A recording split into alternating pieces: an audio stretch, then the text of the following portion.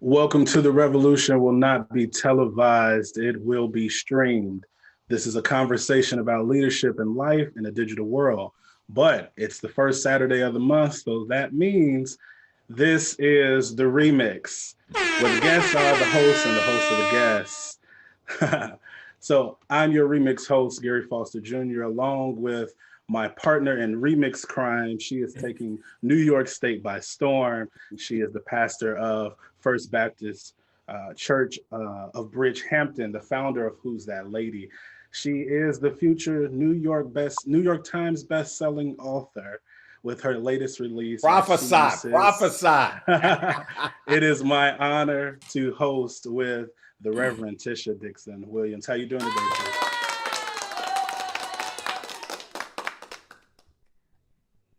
We can't hear you. There we go. I'm doing great. How are you, Gary? I'm feeling amazing. How are you all? What's up, Tish? We're amazing. What's up, Gary? So, Tish, tell us who this is for today. This is for pastors, entrepreneurs, consultants, digital media content creators, social media influencers, educators. It is for people who want to maximize their potential, mobilize their purpose, and multiply productivity. Or, as my friend Stephen Thurston says, it's for lottie-dottie and everybody. But here's what we want to do. We want to help you get from where you are to where you want to be in all facets of life. So if that's you, we know that that's why you're here. But it's not enough just for you to be here by yourself. Don't be selfish. Share the wealth. We want your entire team to be strong. So go ahead and invite somebody to the group right now. Thank you, Tish. Thank you. You know, our two co-hosts for today, they need no introduction because they've been leading this charge for the last 28 weeks. And so every first Saturday, we decide to flip the script and give them a break. But these two are two of the most forward-thinking minds of our day who specialize in revealing our mirror moments while living life in full effectiveness. They are pastors, they're leaders, authors, mentors, future builders, and culture shapers. Let's give it up for our co-hosts for today, Dr. Ricky Allmon and Reverend Stephen J. Thurston II. How y'all doing? Thank you, sir. We good. One correction, Gary. This is week 29. Oh, yeah. So we're in week 29, but y'all been doing it. No, hold on. 30, because we have 30? One episode that we didn't put out there. So 30 weeks. 30 weeks strong. Stephen, Somebody ought to be giving us checks for this. We really ought to be getting checks for this by now. Yes. Man, yes, sir. I agree. Y'all been doing this, giving out free knowledge for 30 weeks, man. That's amazing. Don't say it like that. No, it's a pleasure to be here with both you and Tisha. And it's been a joy to have you all as the Revolution Remix hosts for, is this your third week? Third month? So.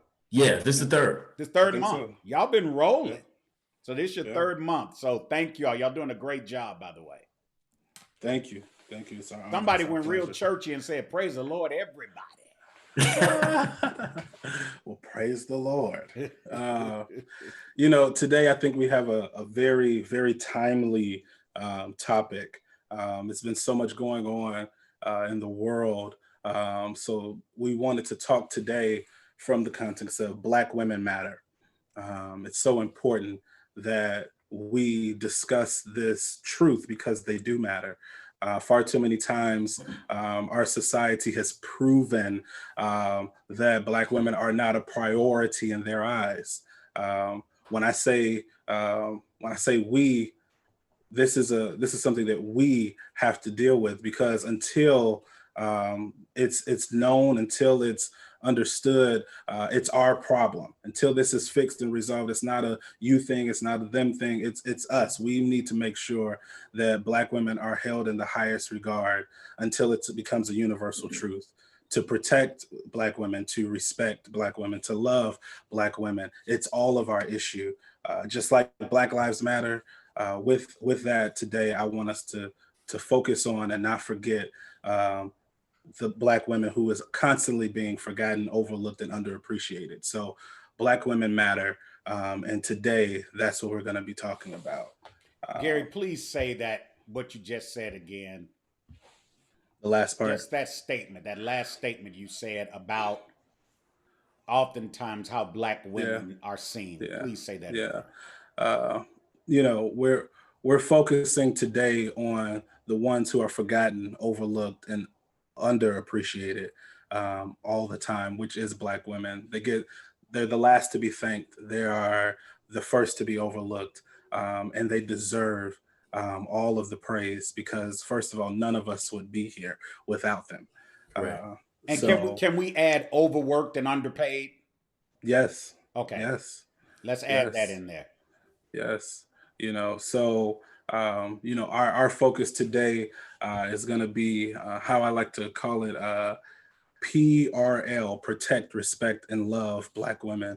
Of course, all of this conversation really came or pushed to the forefront due to the Breonna Taylor case. From start to finish, it's just been a complete tragedy. You know, and I'll give a brief recap of that for if anyone has been living under a rock or just not been in tune with the internet at all. But Breonna Taylor, a Black medical worker who was shot and killed by Louisville police officers. Yes. Yep. On March 13th in 2020, at the beginning of this year, during a botch raid in her apartment, might I add. Last week was when the grand jury indicted a former officer on a wanton endangerment for his actions during that raid. He pled not guilty. No charges were announced against any of the other two officers who fired shots, and no one was charged in the causing of Breonna's death, actually. So the wanton or reckless endangerment indictment was for the bullets that went into the neighbor's apartment. I just wanted to open up the conversation to each host that is here today to express your thoughts, your feelings, your reflections on how it appears that in this case particularly, and many others, but in this one in particular, that Black women are viewed as collateral damage, unfortunately, because none of the charges about her life were even considered in this case. The only charge that was made was for the wrongful endangerment of a potential neighbor. So I'm opening up the floor to anybody who wants to reflect and talk about that. Yeah, that wanton endangerment reflected a white neighbor's apartment. Right. So drywall received more care and concern than the life of this Black woman. And throughout the historical context of our place here in this country. Did you say drywall? Drywall. He said drywall. Nope, you all didn't hear that, but you should have heard that. In this country, these yet to be United States of America, my brother Stephen Thurston, point that way, just said that drywall received more value and significance in a criminal case than a Black woman. You can continue, sir. I just had to make sure everybody understood.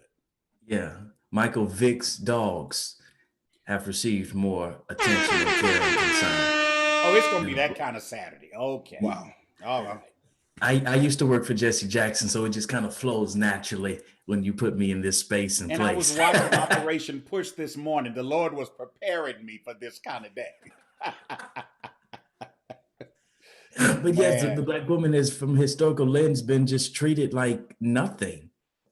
Gary mentioned collateral damage, and yeah, just damaged in every way, shape, form, or fashion, raped, abused, misused, mistreated. And it doesn't stop with Caucasians and their mistreatment. Let me transition over to the Black perspective. Even when we look at the civil rights movement, how Black women were the backbone of that movement. Trained, did all the training, set the marches up, did all of the logistics. And here we have a group of Black men fighting for the liberty, the freedom, and the equality of Black people. But at the same time, in their own structures, they're dehumanizing, belittling, and taking rights and privileges away from Black women, even in that process. So they're hit from all angles, and it's a matter that has to be voiced and addressed. Can I also say that it's interesting, it's not even just in reality, but when we look at some of our movies and we look at our television shows, we find that art imitates life. If you were to consider the television show Power, as much as I love that show, one of the points of tension for me is always how the Black women in that show are dispensable, how the men do all the dirt and the women suffer all the consequences. So when Ghost mess up, Tasha goes to jail. Tommy is in the game, but somehow Keisha gets murdered. Even when we look at Tariq does all the dirt, but his twin sister Raina, for standing up for him, is the one who's killed. He goes on to have a spinoff and yield all the power, and she has to rest in it. So when we look at all of this, it's like, is art imitating life? Even if we look at our beloved Black Panther movie, right? All of the African women are revered, princesses, queens, they're dressed to the nines, they're amazing. And we're like, yeah, this is great for Black women. But has anybody ever considered that the one Black American woman was dispensable? When Killmonger was done with her, he killed her. As long as she was doing what he wanted to do, but at the end, when he got what he wanted, the Black American woman was dispensable. She was a casualty of war, and everybody was okay with that. So I think this translates in so many different areas of our lives. Okay, the show is over. The show is over and the doors of the church are open. America needs to repent. Now I said it. Bye. Nothing else to say after that today, really? Yeah. Well, I mean, I think some of the things that Tish hit on was really, really eye-opening. Even the art imitating life part is taking me aback at this point. I never, and I guess this plays into all of what we're talking about today. I never even paid attention to the fact. I noticed that Killmonger killed her, and I felt that it was a disservice. It was bogus, but it didn't stand out to me that was the only American Black woman in the film. And it's like, there's a message in that, and I find it, and that can go into how Black men need to protect, respect, and love Black women. That for me, I was raised what I call the G code, the gentleman's code. It's so important that you understand that they are valuable, and that they are precious. Like, I was always taught that you open doors, you pull out chairs, you walk on the side of the street where the street actually is. Don't let them walk on the curb. All of these things is just how I was raised to respect and cherish and honor Black women. But I don't think that everybody was given those same set of codes. And when art is imitating life, it's so easy for you to subconsciously absorb this mindset of discrediting or just overlooking. So, before we talk about how we treat Black women or how we should treat Black women, really, I want to lob it to my fellow host for today, as a Black woman that's on this panel discussion today. The lone Black woman. Absolutely. Yeah. As a Black woman, how do you want to be protected, respected, loved from your own voice? How do you feel about that? How do you feel we should be doing that? That's a great question, Gary. So from a personal perspective, I want to be loved fully, right? Because I love fully. That's just personal. But in preparation for this question, what I did is I actually polled some women in Lady Nation and some of my friends to ask them, as Black women, when you hear that protect Black women or love Black women, what does that mean to you? And overwhelmingly, the number one response was really to respect our voice and our character. The main thing I think that everybody said was Black women are tired of being perceived as angry. And what can Black men do to change that narrative? And basically wanting Black men to step in and say they're not angry, that every Black woman, because she shows some level of emotion, is not angry. That doesn't translate to anger. We're just a passionate people by nature, right? When Black people laugh, we don't chuckle, we guffaw. we fall out. We got to roll around. We got to slap each other. Like Black people are, we are an expressive people by nature. And the one overwhelming theme that I heard was protect our voice, allow us to have a voice. Allow us to be able to use our voices intimately with you without feeling like, oh, she's crazy, or, oh, shoot, she's about to go off the rails. Here we go again. But also they said that in the workplace, protect us by defending us, by saying, you know, if something happens in the workplace, not going in with the crowd to say, yeah, you know, that's just how she is. But no, I can't let you talk about such and such this way. So that was the overwhelming theme that I got. And also just to respect us, just the overwhelming sense of respecting our thoughts, respecting who we are, and respecting the fact that sometimes we have to do it by ourselves, but that doesn't mean that we want to. That's a great point. Have a way and have always had a way of making the difficult look real easy. And just because we make it easy just because we make it look easy doesn't mean that it's not. I also believe, doesn't mean that it is. I also believe that if you were asked each woman separately how they want to be loved, of course, the answers would be different from a personal perspective. But I do believe that there are some overarching themes that Black women, how Black women want to be cared for. And to be honest with you, Black women want to be fought for. Like seriously, want to be fought for. Again, we're fighters. It's what we do. We know how to do it. I know some women that can throw hands better than some dudes, but that doesn't mean that we want to, right? It means that we still want to be protected. And I am a bit of a traditionalist in that I still believe in the strength, the power, the dominance of a man. For me, that's interesting because I spend all day making decisions. I spend all day making decisions, breaking down doors, breaking down barriers, crashing glass ceilings. That's my life on a daily basis. So guess what I don't want to do when I go home? I don't want to break down no doors. You know, somebody said it like this: I fancy myself a bit of a Wonder Woman, but I need some place to hang my cape. And I think the misconception is that when we are strong and when we are bold, we don't need that, and we do. And I dare say that there's a tenderness missing from relationships as it pertains to Black women, and perhaps that contributes to the angriness. I believe there's a lack of touch happening for Black women, because we have to do so much on our own, because we're always working, because we're always pouring into, because we've subscribed to this theology that we shouldn't be touched until a certain time in our lives. I'm wondering if that contributes to some of the angriness that people. Oh my. I think we just got another topic for another show, Rick. Yeah, it sounds like so Tish, here's the issue I think that is at stake. And this is a show straight no chaser. It goes back to, particularly in the United States, it goes back to slavery and the slave auction, and the fact that particularly Black women were seen as wenches who were only good for bearing children. Now, and what was interesting about that, it wasn't bearing children with their husband. It was bearing children for whoever decided that they wanted to exploit her body.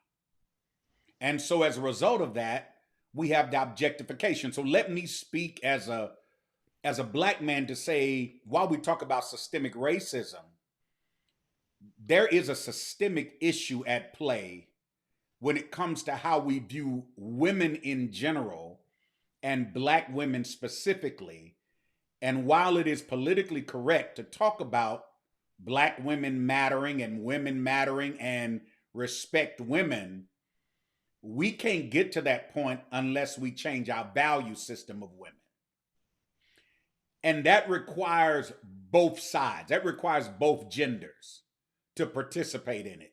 It requires us as men that when we look at a woman, to not see her as an object of our pleasure first, see her as an object of our protection first.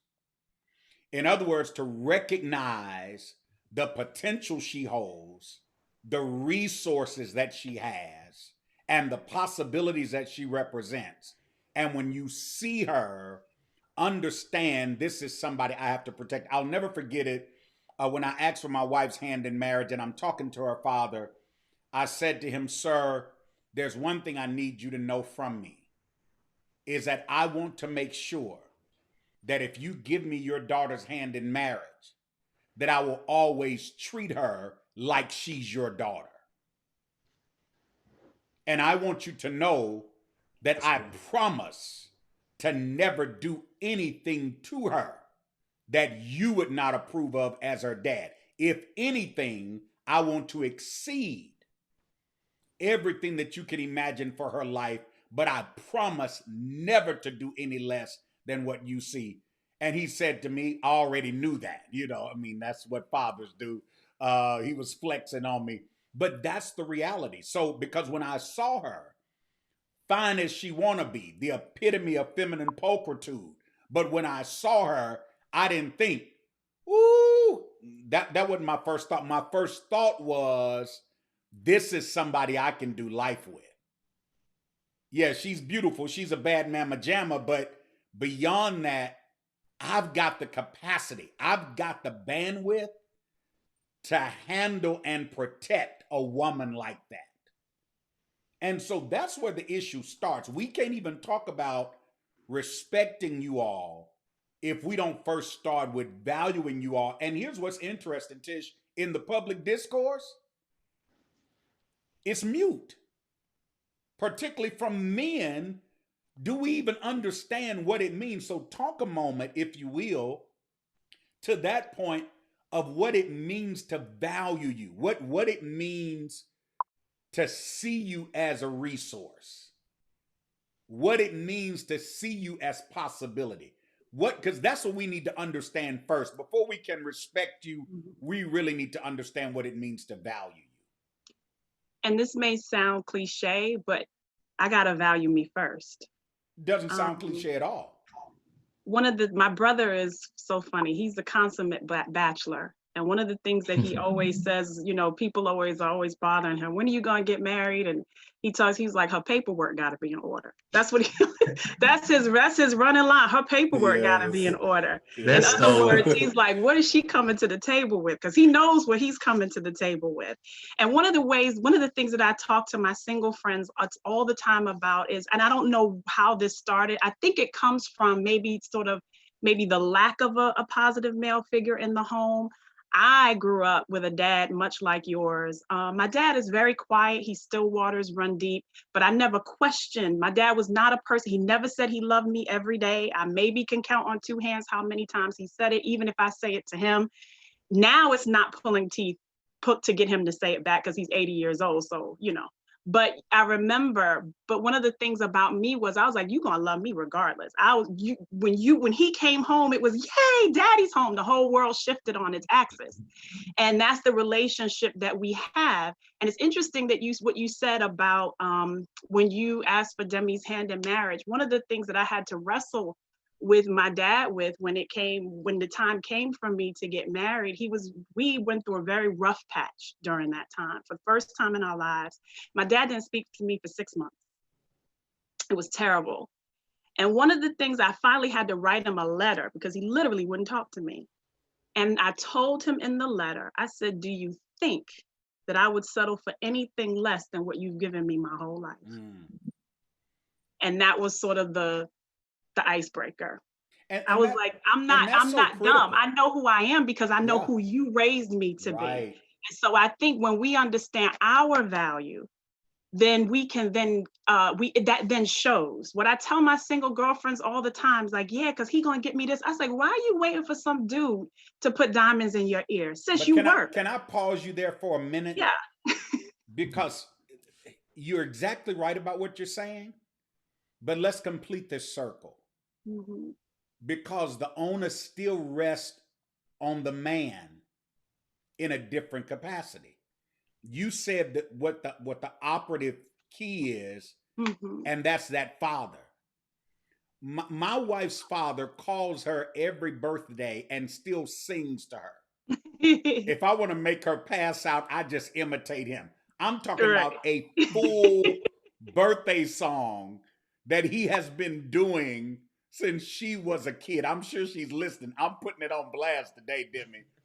Like, I mean, and it's like this song. And you know, and he's a musicologist, and of course, you know, he's in his. I think he may be close to 80. He looks like he's 50. So I got some kudos from Demi on giving her dad that prop. But so he's, you know, he's from the quartet, the doo-wop era. So like this song is like, you know, 31 candles, you know, whatever her age is, and here's the thing, if I've got her out somewhere and she doesn't have her phone, it's going to be a voicemail. Yeah. You get what I'm saying? And she's been getting this level of affirmation all of her life. So to Stephen's point about her paperwork being right, yeah, we have a right for that expectation as the man that's going to partner with her. Mm-hmm. But her first partner is her father. Yeah. And so I'm saying to men, we got to deal with this on both ends. We do. I guess and this may be an unpopular opinion, but I also am like, at what point, and I agree with you wholeheartedly, but at what point do we also as women take responsibility for ourselves and what we put out there? But I feel like, Tish, if I can be devil's advocate. Sure. I feel like that's the issue. That's part of the burden, particularly of a Black woman, that again comes from slavery. Like, I feel like when it comes to this subject, we've been very symptomatic. We've dealt with the symptoms. And even as the man that's the partner, I feel like we fed that instead of us dealing with the root. So we've got to go back to an ideology of why the Black woman carries this undue burden. Because guess what? When you're dealing with other nationalities, particularly those that are non-melanated, they don't have that issue as much. You know why? Because from birth, she's told who she is. From birth, she's told the standard of man that she has a right to be married to. From birth, she's told she's the belle of the ball. You're the princess. This is what you're worth. I mean, literally in some cultures, they still have diaries in place, okay? Absolutely. Whereas our women, many of them born into households that have no father at all there, and the man that had her, she's been thinking that was her uncle. Right. Okay. Like, talk about that. Let's stop with the symptoms and let's go to the root issue. So then, for those of us who partner with these women that didn't have the positive male model like you have, Tish, and like my wife has, and that woman yet still has great value. But if I'm the man that's going to partner with the one that didn't have the positive male model, guess what I have to do? I have to now play dual roles. So can I add another component to this circle? Please do. Yes. All of what you're saying, Rick, I think also leads to the element of mothers, women who then have sons who overmother the son. Hold on. And so that don't you go nowhere. That boy grows up ill-equipped to be able to carry out the function and to Stephen, maintain. Please say that one more time. Yep. Please say that one more time. This is, man, whoo, glory. This is good stuff today. The other component here is that we put women in this place, in this position, and they end up over-mothering their sons, and those boys are not equipped to be men. Man. Can I also say that it's not just the father too? I want to also speak to having brotherly presence in a woman's lives, and the importance of that also. I think that comes in. I think what I'm trying to deal with is the etiology of this, because now in our culture, in our world, where all of these systemic inequities are blaring at us and glaring at us, I think this is a good time for us to go back and reevaluate everything that we've allowed to shape our identities, and to really start having some healthy, constructive, proactive dialogues about what we need so that everybody can be in the place they need to be. Because to Stephen's point, if you the same way you've got fatherless daughters, you got fatherless sons. And then again, you got the burden on the Black woman Right. who over mothers him, thinking she can protect him when she was Mhm. never designed to have the capacity to provide for him what he needs from a man. Right. Yeah. And she makes him a eunuch in the process. Right. Lord have mercy. Lord have mercy. Wow. Wow. Yeah. Yeah, that ain't no lie. I think as you said about valuing and cherishing, I want to ask you three very healthy men, because what I see here on this screen is an anomaly. The three of you are very healthy in that you're mentally strong, you're emotionally healthy, which is something that we don't see a great deal of. So seeing three of you here, that's amazing. Thank you. And so to ask three healthy men, right? What does it mean to you when you hear protect, respect, and love Black women? From your perspectives, what does that mean? So when we talk about how do we cherish women, how do we protect, respect, and love them? When you hear that, what does that mean for you? I'll start. I'll jump in. We all going at the same time. That shows you how healthy we are. So I'll take it here. I think it's showing value in three areas.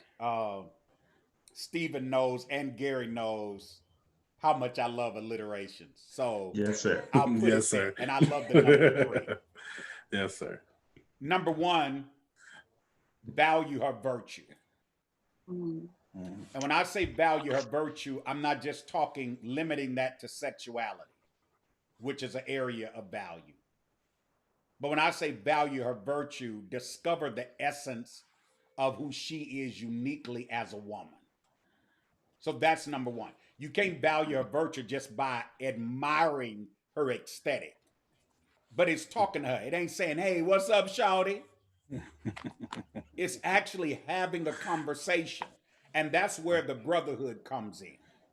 Be a brother before you're everything else. Before you wanted to call you daddy or zaddy. Wait a minute. Okay. So I'm going there today. Yes, be a sir. brother. So Yes, sir. value her virtue. Number two, value her vision. Value what her dreams are.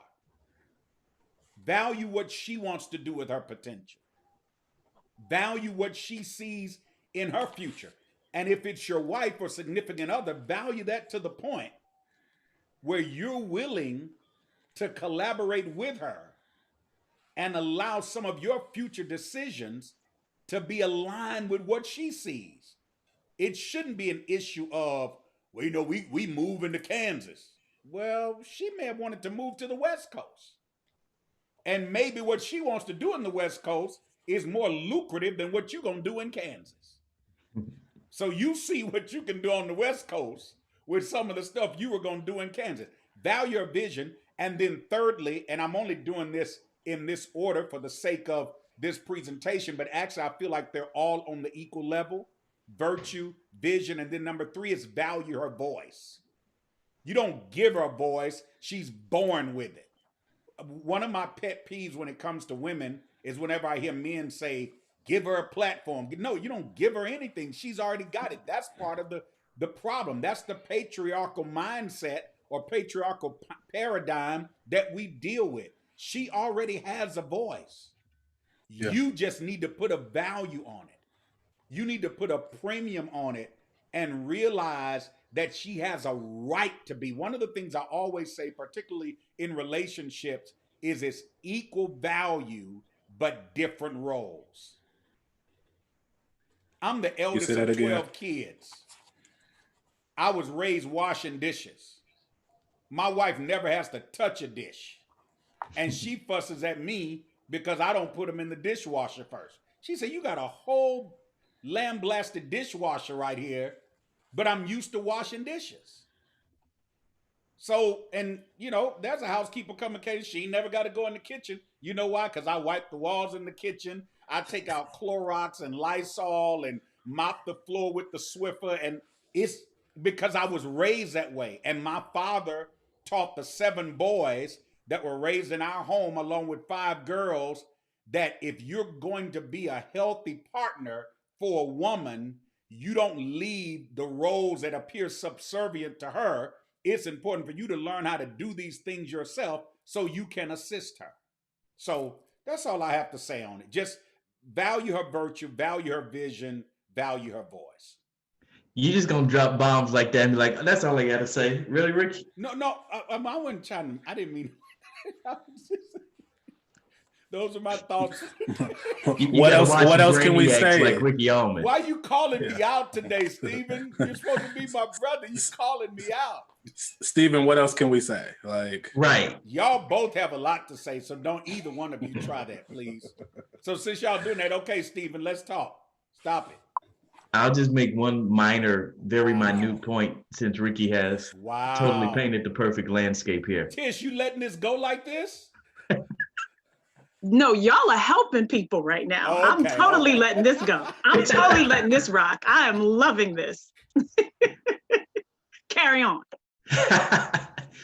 I think to a point that Ricky just made about that platforming piece, I think the role that I've played in trying to fulfill those three areas is speaking truth to power against other men and the patriarchy that exists. Yes, sir.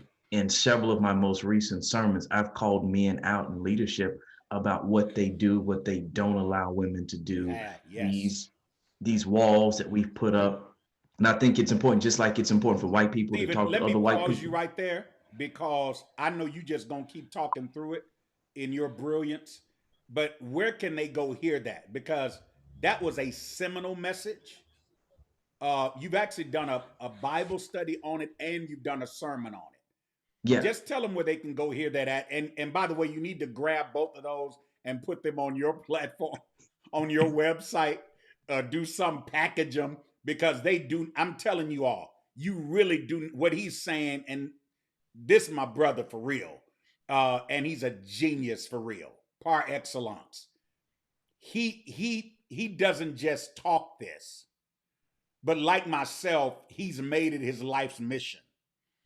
And you need to hear, he'll give you a roadmap in both his teachings and his preaching about how you can correct what this country, the sin that this country has committed, how you can correct that in your personal life. I'm so sorry, Steve, for cutting you off, but I couldn't let you keep talking and not plug that for you, because you weren't going to do it for yourself in your authentic humility. So please tell them where they can find that at. Sure, you can go to the YouTube page or the Facebook page of Salem Baptist Church of Chicago. The last 3 or 4 messages that I preach are within that context. So you can find that there. Thank you so much. And as I was saying, in the same way that white people have to talk to other white people about ending racism, is the same way that men have to talk to other men about the stupidity of patriarchal systems that are in place to limit and to silence the voice of women. So any opportunity that I get to give entree to give access to a female to speak on her behalf, I'm seeking to do that, to push them to where they need to be, and that's in the forefront. I do really believe that the future is female, and it'll make a whole lot of difference in so many arenas. That's another show, Gary. Are we writing this down? Okay, I got you. I got you. The future is female. I got you. I think for me, it kind of ties into something that was said. I think Tish talked about it. The brotherly aspect. That's really been my role and my function. It starts at home, though. It's not, when I go out and I see you and I don't objectify you. Before I get to that, at home, my baby sister, if you've ever watched the Cosby Show, there's a character on there called Kenny, and Kenny would always say, whenever you saw him, be like, well, my brother said, my sister and I growing up so much, I made sure that she knew who she was, to the point where I used to say it this way. I used to be like, so I don't want you to date or like a boy that can't tie a tie. Like, and I know that that's like a big, like, well, how are you going to different? I'm just giving you a standard at this point. You know what I'm saying? But also just empowering her of who she is and understand her worth and her value. So a lot of her friends, when I met them over time, would be like, so you're the brother. I hear so much about you. My brother said. But you have to let them know that they are loved and that they are valued as an individual. Not, you're not, how do we put it? You're not so much the secondary. We like to play this like, okay, so the man is Jordan and the woman is Scott. No, it's not secondary. You're just as valuable as he is. You enhance everything about him, and at the end of the day, that's why you can't pick just anybody, so for me, it starts at home, loving the women that are closest to you, and then your female friends. Let's put it out this way as well. As a single man, don't be how can I make this politically just say correct? it. No. No. Correct. Nope. Not gonna get me. But only the world is gonna hear it. That's all. Yeah. Well, don't be a fun boy. That's what I'll use. All right. In the sense that you're the friend, but you're also the buddy. You have to let them be a brother. At the end of the day, you can help them decipher through, like when men are being bogus in your sis life, be like, sis, that ain't cool. That ain't gonna work. Right. You know what I'm saying? Let me decode that for you, but be the friend, not trying to be more than that. Right. You know what I'm saying? So it's like, you have to make sure that you have values, you have standards. But in other words, what you're saying is don't be emotionally incestual. That part. Because that's another issue too. I have a problem with. Okay, I'm sorry. Because that's another issue. That's a whole nother show. But I am tired of people wanting to be in brother role just because they want to be in the other role. And Yes. She's not going to accept you if you just try to come in the other role because she ain't feeling you like that. So you perpetrating the brother role because you trying to get something from her like that. Bring me back for that. I must have had coffee this morning. I don't know what's wrong with me today. Bring me back for that one. You must. But I'm serious. Like, write that down, Gary, because we need to talk about that. Because we've got too many. Oh, Lord. Okay, Tish and Steven, I got another conference for y'all. This is good. We've got too many broken women out here because of this emotional incest. And I never heard anybody talk about it. Y'all heard it here first. So anybody outside of us four try to use it, you stole it. All right? So the people on here can use it. It's theirs. You say it, you stole it. I want my royalty. It's called emotional incest. We got a new term, Stephen, that we're throwing into the psychological and sociological stratosphere. All right? Yes, sir. Let's be careful of that, because we've got women out here that are battered because they've been taken advantage of by somebody. So last week we dealt with the father, with Ashley, okay? But now we're on this other side where you got people in these brother roles. Oh, that's my little sister. That ain't what you do to your little sister. Right. That's not how you treat your little sister. No. So bro. Can I say, Dr. Ricky, that was also one of the points of feedback that I got. It wasn't really the main, but one of the main points of feedback was how you protect us is be honest with us. Yes. If this ain't what you want, say this is not what you want, so that we might be able to move. Or say what you want. So that was one of the other little points of feedback that I got. Be honest about who we are to each other. I was about to say something real bad. Gary, you was about to be real relinquished. I was about to say something real. No.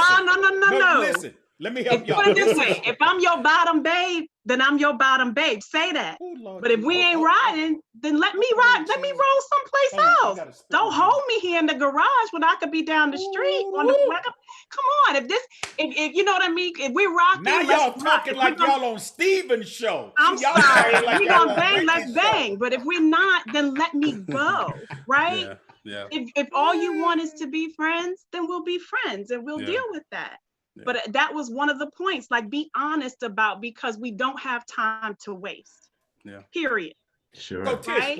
let me keep you there for a minute. And I know we got to go, but let me keep you there just for one little tinchy winchy second. Sure. Why is it that we're not honest? Why are we not honest with you about what we want from you? Okay. Oh, shoot. So are we specifically talking about the brothers here? Yes.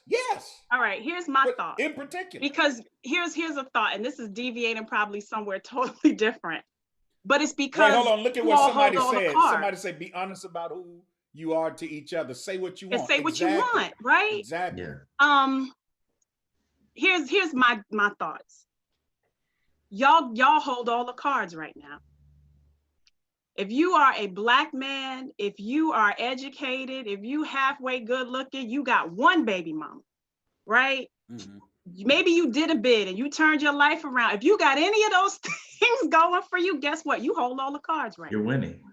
You are winning. And there's a lot more of us than there are of you. And I think that it, you know, dude could walk into a club. I'm sorry, I'm so broken. No, dude could walk into a club and pick. He can walk out with whoever he wants.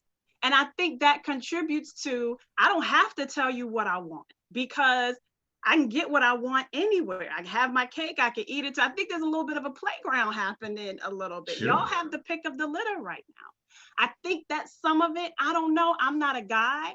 I don't know why people are not honest. I don't know why, you know, they don't say what they want or who we are or what we are. Is it commitment phobia? I don't know. That's a good question to pose to your know. But that's a good question to pose to your girlfriends, to see what some of the responses are that they got from the male figures that they've engaged, especially those that may have supposed to been brothers and they came back, well, you know, I've always been feeling you. Like, Negro, this 15 years later. Can I speak to that whole brother thing for a second? Yeah. I have a lot of brothers. I have 2 biological brothers, and then I have a lot of brothers, the ones you talked about. Yeah, I got bros, right? Here is what I will say. And I have been very fortunate, especially as a clergy woman, to feel very protected by my brothers. Okay. I share very special relationships with a lot of the brothers that I have met over the years. And they have always been very protective of me. And I'm grateful for that. And I say that because, going back to our topic, in a season where women feel so unprotected, this has caused me to reflect on how protected I've always been. That there have always been men, brothers, colleagues in my life that, for whatever reason, have chosen to always advocate for me, push my train, and protect me. And that's from older men to, again, men that are my age and colleagues. And I'm grateful for that. And I found that in recent years, God has really amplified that. I have more brothers now than I know what to do with.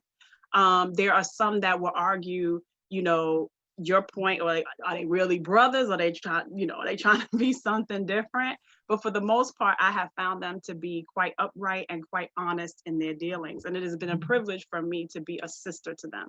And I have to say that only because every dude is not out for one. Well, there are some healthy men out there. You got 3 of them right here on this show. So. Absolutely. So I've been very privileged in that regard. So I do want to say that. And thank you for giving us that affirmation. Oh, sure. You all are certainly in that, among that group, for sure. Thank you. And yeah, I'm very happy about that. And I honestly feel like I can go in most places in the United States and I'll be all right. Because somewhere there's a brother that's going to take care of me. Yeah. Well, thank you, Tisha. You know, we're coming to where we're running out of time, but we have run out. Absolutely. You know, but I want to encourage everyone that's watching to continue this conversation. This isn't just we talked about it on the remix and now it's over. This is something that has to continue in your own personal life, with your own circles, having mirror moments with yourself to really ask, I like that, Gary. I like how you did that. Thank you. That was Thank cool. you, because because you got to ask yourself, what am I doing in my own relationships with women? How am I showing that? Am I living life in full effectiveness, when it comes to women in my life? And so that's something that has to grow and has to continue. For me, one of the ways that I would like to close the show today, it would be wrong when we're talking about women if I didn't honor the first woman in my life, which is my mom, because today is her birthday. I want to say happy birthday to my mom, who is the first Black woman to ever love me, first Black woman to ever teach me, show me anything, and set me up for success. So I appreciate you, Mom. I hope you have a wonderful birthday. Yes. So everybody, thank you all for watching today. Thank you, Stephen. Thank you, Tisha. Thank you, Dr. Allmon. Please give your mom happy birthday from the Revolution show. From the crew. Yeah. Absolutely. Yeah. Absolutely. And that means you got chores to do, so you got to get out of here. Oh, for sure. As soon as we break, I'm, got stuff to do. All right, everybody. This has been The Revolution. Will not be televised. It will be streamed. So I hope that you have a wonderful Saturday. Any final comments from anybody else before we head out? Go buy Tisha's book. Buy Ricky's book. I guess Gary's going to work on the book. Yeah, exactly. Buy Stephen's book. Get Stephen's book. For sure. Go to Who's That Lady Men, MIN.com. Go to StephenJThurston.com. Join the Mirror Moments movement. Let me tell you, he is blowing up. He's starting all kind of stuff on Tuesday at 3:00. And it's so crazy now, because if I'm doing something and I'm not able to get on or jump on, or I'm in a meeting, it's in the back of my mind. I'm saying, what is my brother starting today? So go and check him out. Of course, go to GAFJUN, GAFJUN.com, and then RickyAllmon.org. Get all of these books. Tish wrote I See You, Sis. Stephen has Mirror Moments. He has Unplugged. He's putting out an ebook, look like every day now, but at least once a month. So get that. Of course, get Life Lessons. And we got some other content coming out. Again, thank you for joining us. We're here every Saturday at 11:30 a.m. You don't want to miss the shows that are coming up. Matter of fact, they have just set it off. Tisha and Gary has just set it off. They've set a standard for what's to come. And Stephen and I have been working on the episodes that are coming up on over these next 6 weeks. Yes, sir. We got some characters coming on. And they are loaded with content. They are socially conscious. They're spiritually connected. So don't miss it. So tell everybody that you know you've got to connect to this show. If you want to receive text notification, just text the word Impact Life, IMPACTLIFE, to 31996. Do it now. I see you. Do it right now. Don't wait. I want to know when the show come on. Send Impact Life to 31996. We'll hook you up. Have a great Saturday. We'll holler.